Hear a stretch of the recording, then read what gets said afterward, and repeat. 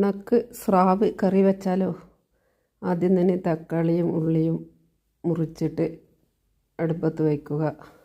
മഞ്ഞൾപ്പൊടി, പറങ്കിപ്പൊടി, അതുപോലെ ഉപ്പ് ഇവ ഇട്ടതിന് ശേഷം അപ്പോൾ ഉണക്ക് വറുത്തിട്ടാണ് ഈ കറി വെക്കാൻ ഉപയോഗിക്കുന്നത്.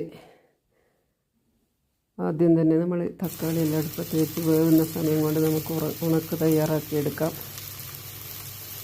തയ്യാറാക്കിയ ഉണക്ക് ഈ വെന്ത് വരുന്ന തക്കാളിയും ഉള്ളിയും ഉള്ള കറിയിലേക്ക് ഇട്ട് കൊടുക്കാം. അതിനുശേഷം കുറച്ച് പുളി ഒഴിച്ചു കൊടുക്കാം.